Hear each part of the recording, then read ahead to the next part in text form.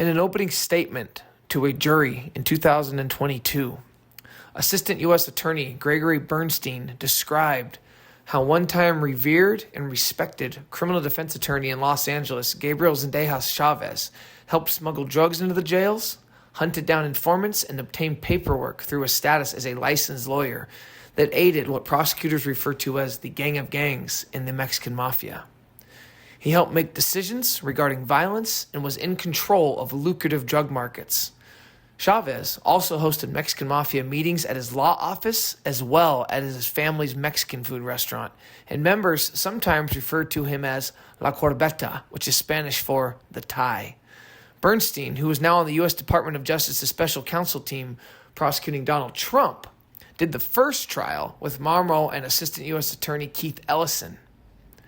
Luis Hefty Garcia, a former Sureño gangster and Mexican Mafia ally, was the prosecution's star witness. He testified that Chavez provided a crucial bridge between members incarcerated in different prisons, relaying messages about potential murder plots and other key business decisions.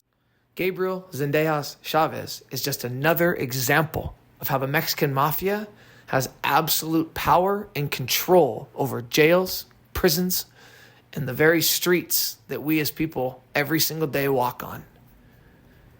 Once the Mexican Mafia got their claws into him, he was more than willing to abide, please, and do whatever he could to he himself rise up in the ranks of the very gang and rise up in the ranks with the individuals that he once defended.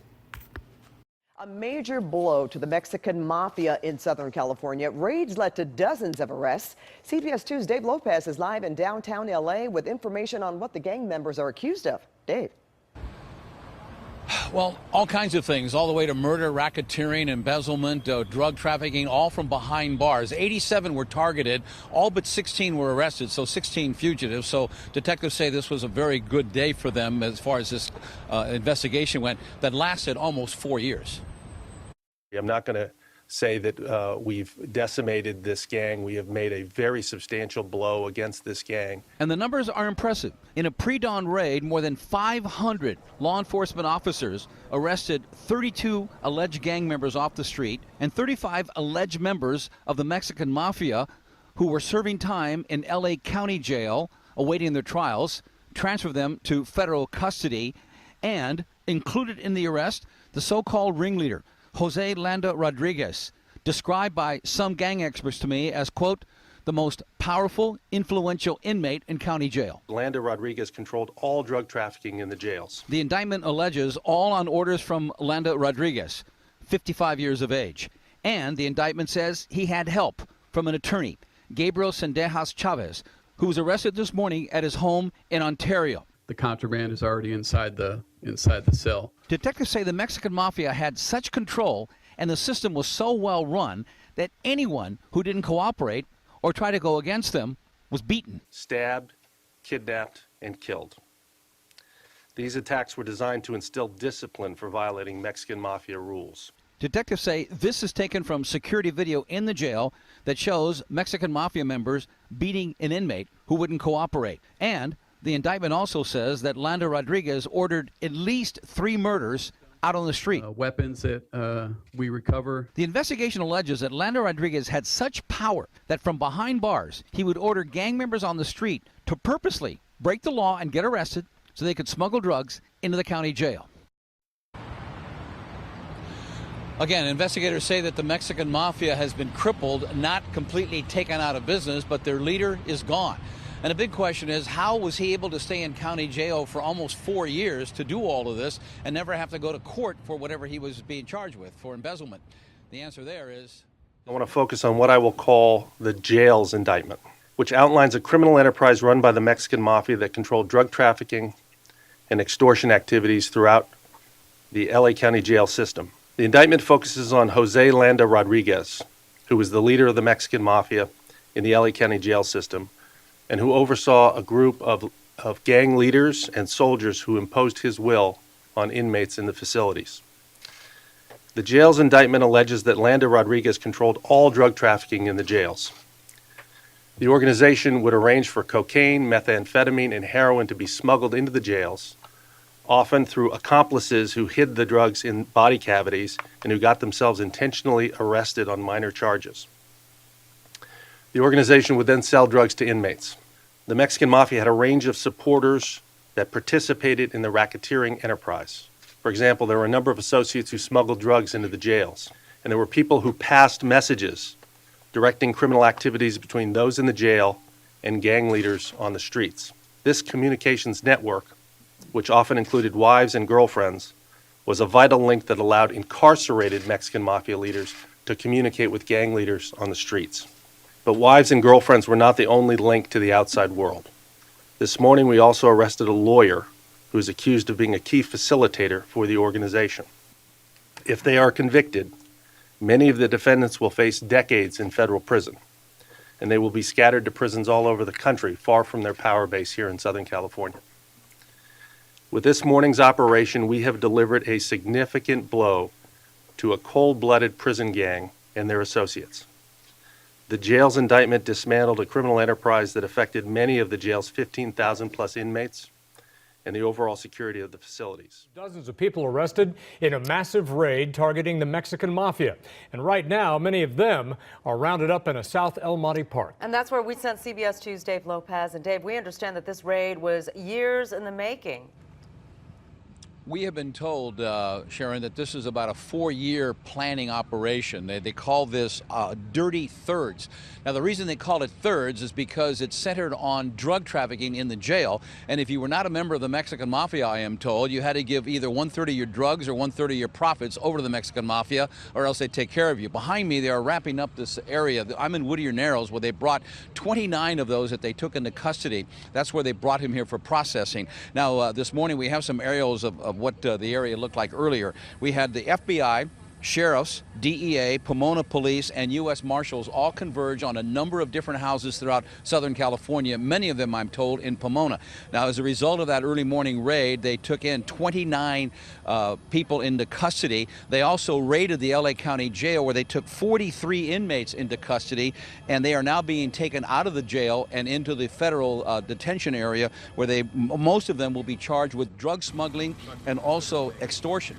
I've also been told, as you take a look at some of the ground stuff, the ground shots that we have earlier, that one of the members of the Mexican Mafia who was in custody also will be charged with 3 counts of murder, ordering murder on the street.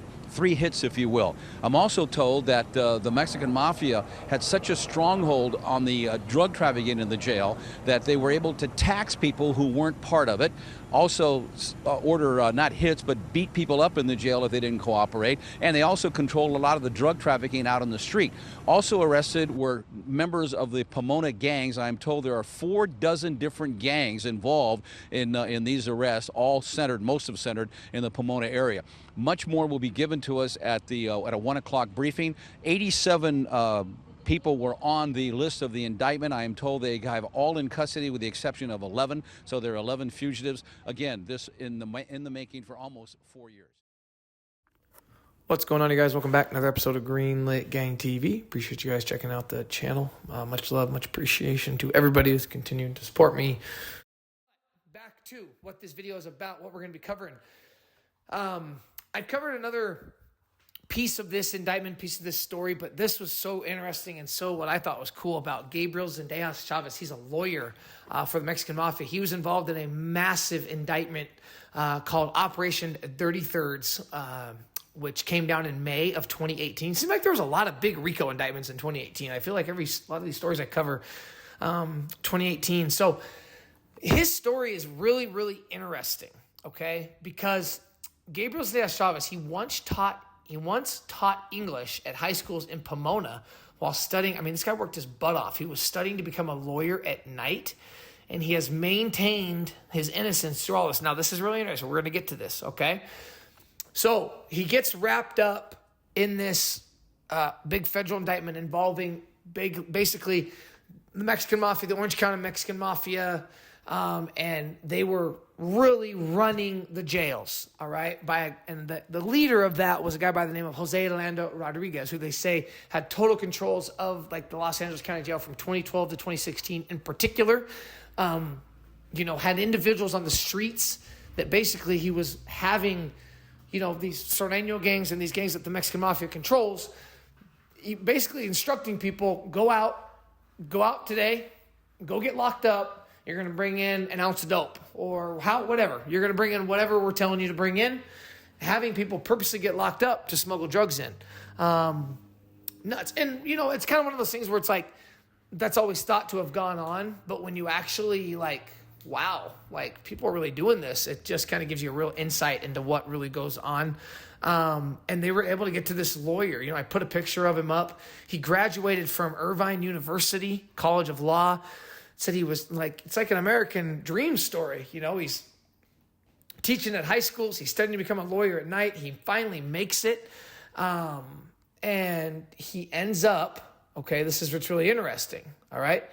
He testifies. So as his trial's progressing, he actually gets up and he testifies, Gabriel Chavez. And we're going to kind of go back and forth on this, but he testifies how he kind of really got his jump start with these guys and really started getting within the inner workings is he won a longtime Mexican Mafia member's release from prison in 2013. And from there, it just exploded. Okay, it just absolutely exploded. So in this federal indictment, Gabriel Chavez, Chavez is charged with conspiring to murder a member of the Mexican Mafia who have fallen out of favor with the prison-based syndicate. And he's charged for this because he was basically going around to these prisons, visiting his clients, in quote, because they scatter these guys. These guys are in federal or state lockup, and they're scattered all throughout the country. Well, when you got a lawyer who's basically able to be that cog, he's able to be that guy, the go-between, he's able to relay messages. And these guys are in max security lockup. It talks about how he was in ADX Florence, visiting multiple members of the Mexican Mafia. And they were suspicious then. Guards, people on the administration side were like, and we're going to kind of get to what they found here. But just a really crazy trial, really crazy outcome. We're going to get to that as well. All right, so the Mexican Mafia, the gang of gangs is what a district attorney referred to them as. We're going to kind of talk about Jose Landa-Rodriguez really quick. Jose Landa-Rodriguez, also known as Fox and Fox Tapia, is an alleged member of the Mexican Mafia who's alleged to have run Mexican Mafia operations from inside the LA County jails, plural, from 2012 to 2016. The alleged actions are purported in a May 2018 federal indictment and by prosecutors to have occurred primarily at the Men's Central Jail, a Los Angeles County Sheriff's Department county jail. It is alleged that Landa-Rodriguez had ordered murders and assaults to occur, for a kidnapping and murder to occur, and that he controlled all drug trafficking in Los Angeles County jails. Authorities said 32 people were arrested in the operation, 35 were already in custody, and another 16 remain at large as fugitives. Gives you an idea. That's over 80-some individuals. The charges were outlined in two freshly unsealed indictment. This is a quote, Operation Dirty Thirds lifts the veil on only one aspect of the complicated factors behind inmate-on-inmate assaults and the dangers to our custody staff, said Sheriff Jim McDonnell. Quote, many assaults have been directed and carried out by the Mexican Mafia and are documented in this investigation. It was a 4-year investigation, okay? Now, one of the key facilitators for Jose Landa-Rodriguez allegedly was attorney Gabriel Chavez, who was arrested, and it was that day of this article. The indictment, which notes that attorneys are a particularly valued member of the operation. Because, guys, if you don't already know this, that attorney-client privilege is no joke. So legal mail, so obviously, if any of you have done time, family members have done time, when you send in mail or mail comes out, they look through it. They have every right to look through it. But with legal mail, it's different. When legal mail comes in, it is untouched because of your rights, because of what I believe is a good criminal justice system. Not police and not how we lock people up and go after drug crimes and then there's no in between anymore, it seems like, with us, man. We're either California, where we're completely liberal, or Portland or Washington, where the whole West Coast, we just let everything go free and you can have an ounce of dope on you and we're just going to slap you on the wrist and say, hey, man, please don't do that again. And we'll probably let you keep your dope. Or you got a place like New York or other, Idaho or other places down South Texas where it's like, You have an ounce of pot and you might do 10 years behind it. Or if you have a gun in New York that's not registered, they're going to lock you up for 10 years on a first-time offense.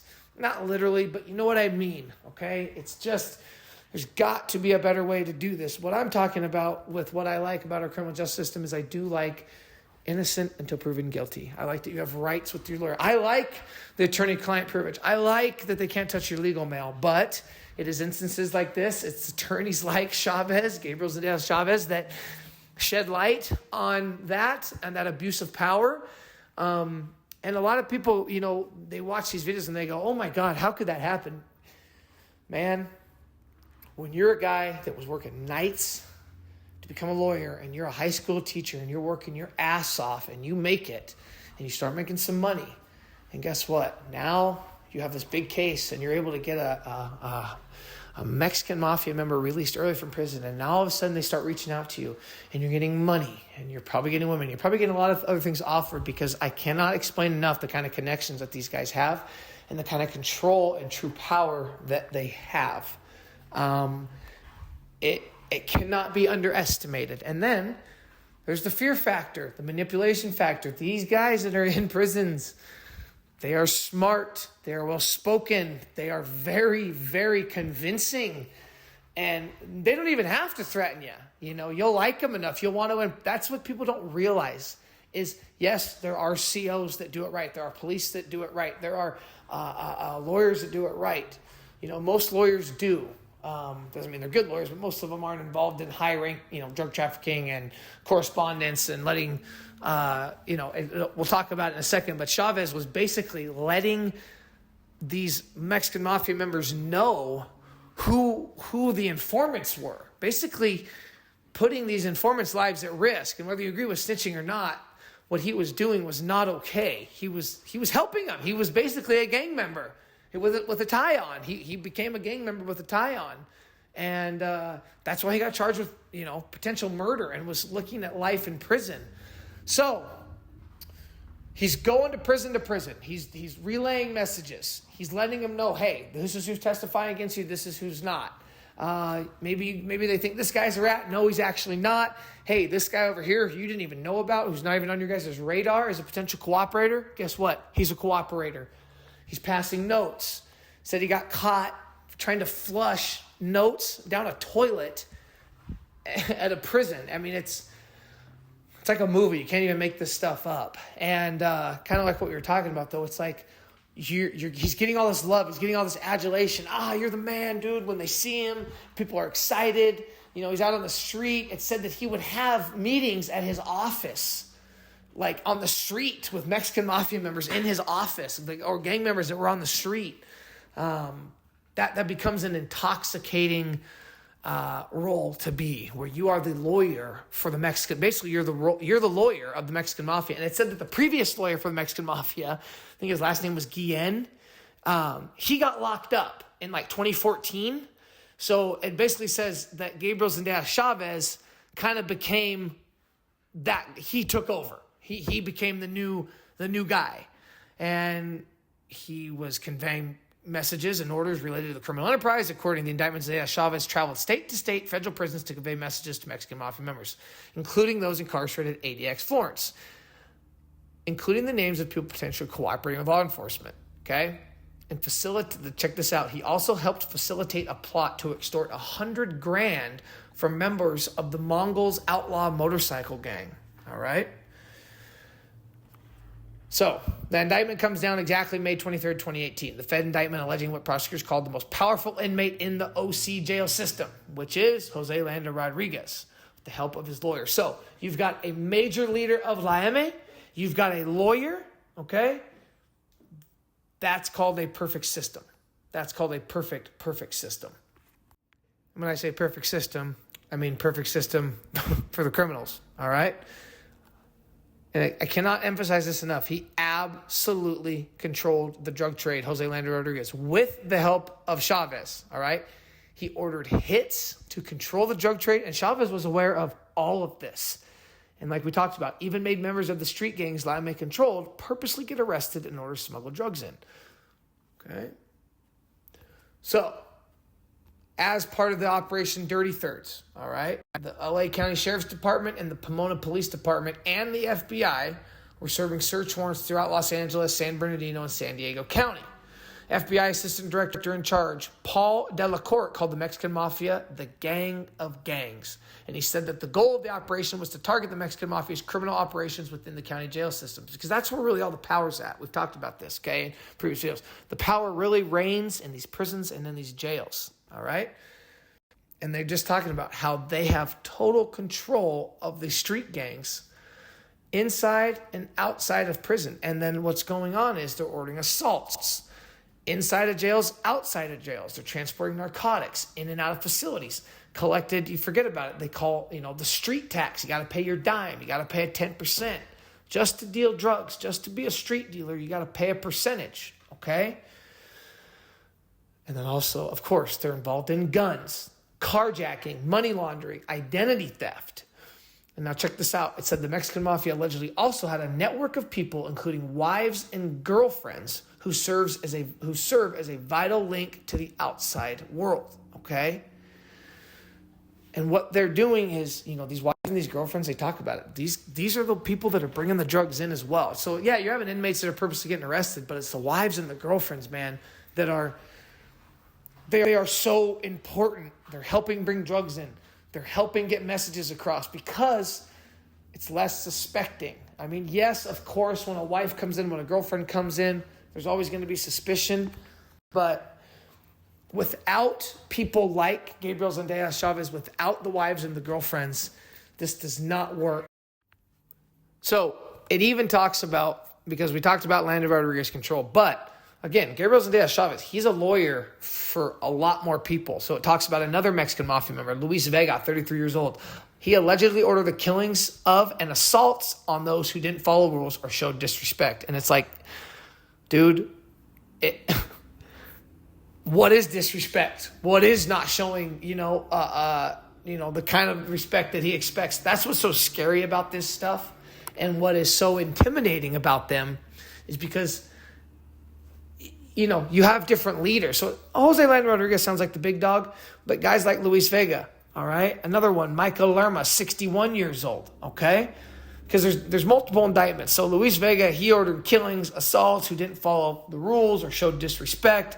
There's a second indictment states another mafia member, Michael Lerma, 61 years old, allegedly controlled Latino street gangs in and around the Pomona area while incarcerated in Imperial County. Members who followed Lerma, or, quote, his name was Pomona Mike, are believed to have engaged in robberies, identity theft, drug trafficking, and even kidnapping. In one incident, allegedly involving a Lerma follower, a woman was kidnapped, held for days, and was extorted for money. Authorities believe there was a plot to kill the victim, but the plan, thank God, was disrupted by law enforcement, okay? I mean, yeah, it's insane, the reach. It said, most were transported to Whittier Narrows, where they were processed. Then they were expected to be arraigned in federal court. More than 500 law enforcement officials participated in the raids. This is all going back to Operation Dirty Thirds, okay? And again, Gabriel Chavez, he is the cog in all of this. Without him, you do not have all this, okay? But this is what's crazy, and we're going to talk about this right now, the outcome of some of these trials. And the reason I really wanted to do this was because all this kind of came out not that long ago. We're talking like a month or two ago. Chavez, 47, could have been sentenced to life in prison if convicted of 4 felonies related to criminal conspiracy, but instead he pled guilty on Thursday to a single charge. This is crazy, of misprision of a felony, an archaic term that indicates he knew a felony was being committed, but did not report that information to authorities. So basically, because he didn't tell on somebody that was going to do something, that's the only charge he pled guilty to. Now, he's going to be scheduled to be sentenced November 4th, all right? So, obviously, we're a few weeks away from that. And his plea deal indicates, this is nuts, he'll avoid prison and probation, okay? One of the legal reporters noted that the plea deal is a big change in approach from prosecutors who had planned to retry Chavez alongside 3 others facing their first trial, including Mexican Mafia leader Jose Landa-Rodriguez. After a jury, now again, this is crazy, because remember Rodriguez? After a jury back in August of 2022 could not reach a verdict. At issue is information. Now, this is so important. This is where the prosecution effed up big time. At issue is information that Chavez's attorney, Megan Blanco, said should have been released before the first trial. That information related to, quote, notes about meetings with prison informants that prosecutors previously said never occurred. They lied. So the prosecution lied. And for anybody that thinks they don't, or that they're just above, they're people. They want to win. We all want to win. We're all competitive. I want to win every day, right? You want to win every day, whatever it is. Same here. The prosecution's got the Mexican Mafia on a silver platter. They got a dirty lawyer. They got the guy running the drugs in the Orange County jails and the LA County jails. And they withhold information because it thinks it gives them an edge. Well, obviously Chavez, who's an attorney himself, hired a good attorney because it got found out. And then prosecutors have to admit, and I'm sure this is so crazy, right? They admitted that they fell short in their responsibilities and, quote, missed documents that should have been produced prior to the defendant's first trial. And yes, it says he's still going to be disbarred, but you are looking at life in prison. You're connected to murders, hits placed by the leaders of the Mexican Mafia. The federal government gets you in a RICO charge and you walk away with no prison and no probation. That is a win. That is a win, win, win. 7 days, 24/7, 365. That's a win. And Landa-Rodriguez, he's still dealing with some stuff, but he beat his charges. He beat his charges as well. So the government really effed this up big time. I'll be honest, this is the first story I've covered where someone doesn't get absolutely crushed by the feds, especially when it comes to a massive prison gang like the Mexican Mafia, especially when it comes to a 4 or 5 year investigation. The federal government have unlimited resources, guys. There's a reason their conviction rate is so high. It's like that term, the feds don't come unless they know they got you. Yeah, insane. Just a really crazy story. If there's any other updates or anything I really think we will talk about, I'll make sure to mention it. Leave a comment down below. I really want to know what you guys think. I really want to know what you think about the RICO charge, right? Because the more videos I do, I realize that, man, it's such an easy tool. It's like cheating. It's so easy to wrap somebody up in a RICO indictment. And the wording used is just, they make it sound so bad. So let me know what you guys think, please. Let me know what you think of the use of the RICO charge. Should it be thrown out? Should it be, harder to use? Should they make it stricter? But I'll be honest, man. Gabriel Chavez, good for you, man. Good for beating those charges. That is no joke. That is not easy. They messed up. They lied. You should get off. And that's why our justice system is good. Because you know what? The prosecution lies. The state's attorneys, they lie. They're normal. They're just like us, guys. They want to win in life. But anyway, there you guys have it. Much appreciation, much love. Until next time, peace.